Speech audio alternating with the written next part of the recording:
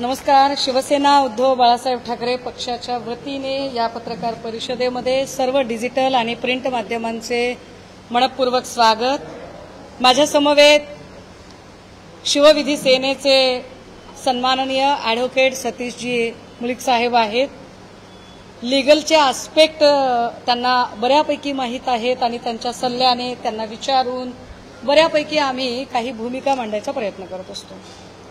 काल सकाळी 1 वाजता मी पत्रकार परिषद पुण्यामधून घेतली होती आणि पुण्यातून पत्रकार परिषद घेताना मी काही मुद्दे महत्त्वाचे मांडले होते. त्याच्यामध्ये बेसिकली मी माझ्या प्रेसचे 3 महत्त्वाची कारणं मांडली होती. एक की मुख्यमंत्री देवेंद्र फडणवीस यांनी कृपया जजच्या खुर्चीमध्ये बसू नये. आपल्याकडे कोर्ट आहे.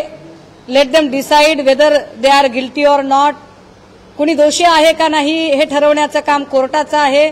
फडणवीस साहेब तुमचं काम फक्त आणि फक्त स्टेट बेटरमेंटसाठी काम करायचं आहे. एक. दुसरं असं की या संबंधाने संस्थात्मक हत्या म्हणून ज्या अनेक लोकांना चौकशीच्या कक्षेत आणणं गरजेचं आहे. माझा परत शब्द आहे की चौकशीच्या कक्षेत आणणं गरजेचं आहे. आणि तिसरं महत्त्वाचं कारण मी कालच विषद केलं होतं की कॅरेक्टर असेसिनेशन थांबवा. एखादं लेकरू इतकं त्याला छळलं जातं की ते मरण्याला अगतिक होतं आणि मेल्यानंतर सुद्धा त्या लेकराचं जर अशा पद्धतीने चारित्र्यहनन केलं जात असेल तर हे अत्यंत वाईट आहे. एका मुद्द्याकडे आलं पाहिजे. त्यानंतर 5 वाजता रणजितसिंह नाईक निंबाळकर यांची अख्खी वकिलांची फौज आली. मोठा माणूस आहे बिचारा, मोठा माणूस आहे. चिकार पैसा आहे, कारखाने आहेत, बँका आहेत, सगळं काही आहे. त्यामुळे खूप मोठी वकिलांची फौज आली. वकिलांच्या फौजेने खूप सारे मुद्दे निर्माण केले आणि ते असं म्हणाले की मी 50 कोटी 48 तासाच्या आत जर मी माफी नाही मागितली तर ते माझ्यावरती 50 कोटीचा दावा ठोकतील. सडाफटिंग माणूस आहे. 50 कोटी कुठून आणावे? कदाचित मी रणजितसिंह नाईक निंबाळकरांकडूनच मला उसने किंवा व्याजवारी घ्यावे लागतील, जसे ते व्याजाने इतरांना देऊ शकतील. तर मीही त्यांच्याकडून व्याजाने घेईल आणि त्यांना देईल. तो काही मुद्दा नाही. मुद्दा हा आहे की ते असं म्हणाले की सुषमा अंधारे या अत्यंत बेसलेस बोलत आहेत, त्यांच्या बोलण्याला काही आधार नाही.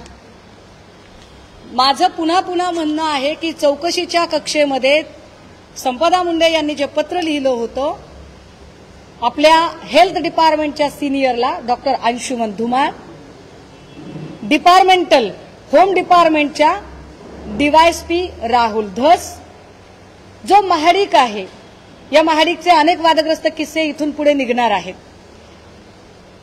ते सिनियर पीआय महाडिक, खासदारांचे 2 पीए. आता त्याच्यात युक्तिवाद असा केला की खासदारांचे 2 पीए, खासदारांचं नाव कुठे घेतलंय? तर माझा परत प्रश्न आहे, मग नागटिळक आणि राजेश शिंदे कुणाचे पीए आहेत सांगा बाबा. जर खासदार म्हणजे अमुक एक खासदार नाही तर हे दोघं कोणत्या खासदाराचे पीए आहेत ते तुम्ही एकदा सांगा. आणि खालचे 2 लोक जे तिला तिच्या गावावरून आणि तिच्या आडनावावरून तिच्या जात समूहावरून तिला टॉर्चर करत होते ते एपीआय जायपात्रे आणि पीएसआय पाटील. अशा लोकांना चौकशीच्या कक्षेत आणावं हा माझा कालही शब्द होता, आजही आहे. मी शब्द फिरवलेला नाही. आता मी असं म्हटलं की अनेक गुन्हे हे रणजितसिंह निंबाळकर यांच्यामुळे दाखल होतात, त्यांच्या प्रभावाखाली दाखल होतात. आता त्यांच्या प्रभावाखाली दाखल होतात म्हटल्यावर त्यांनी लगेचच मानहानी वगैरे सुरू केलं. काल मी हा फोटो दाखवला होता आणि या मुलीला मी हजरही केलं होतं. या मुलीला मी हजर केलं. खरं तर या जुळ्या बहिणी आहेत, एक वर्षा आणि दुसरी हर्षा, आणि दोघींनी आत्महत्येचा प्रयत्न केला होता. या दोघींनी जो काही आत्महत्येचा प्रयत्न केला त्यांनी एक सुसायडल नोट लिहिली होती. ती सुसायडल नोट जरा महिला डॉक्टर आत्महत्या प्रकरणामध्ये मी दुपारी पत्रकार परिषद घेतली आणि त्यानंतर रणजितसिंह नाईक निंबाळकर यांच्या मदतीसाठी अख्खी वकिलांची फौज उभी राहिली.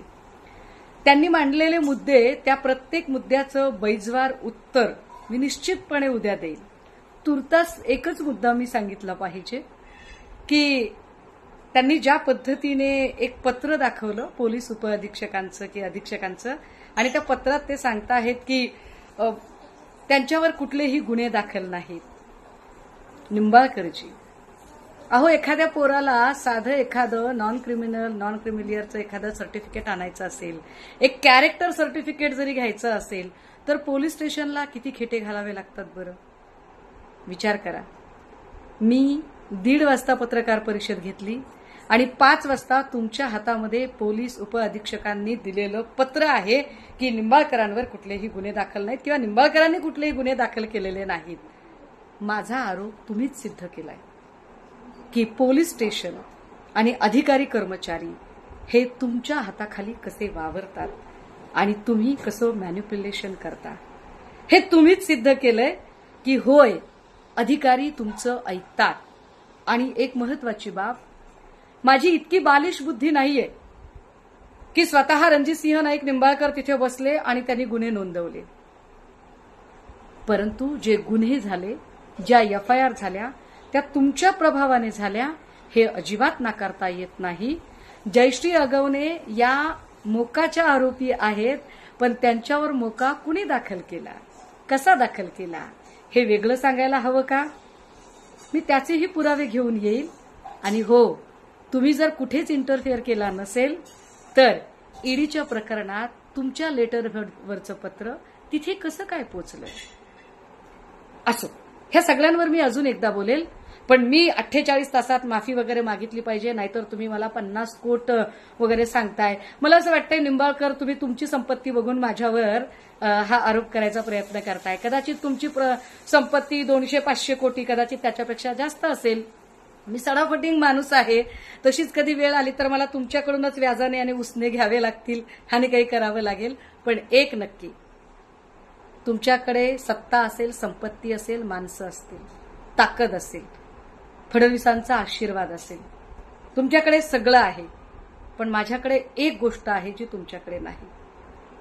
खंबीरपणे सत्याला सामोरी जायची आणि कुठल्याही संकटात न डगमगता, शब्द न फिरवता आपल्या शब्दावर ठाम राहण्याची. त्यामुळे निंबाळकरची तुमच्या प्रत्येक आक्षेपाला मी कायदेशीर उत्तर देत, मी कायदेशीर लढायला तयार असेल. मी माफी मागणाऱ्यांच्या परंपरेतली नाही. थँक्यू.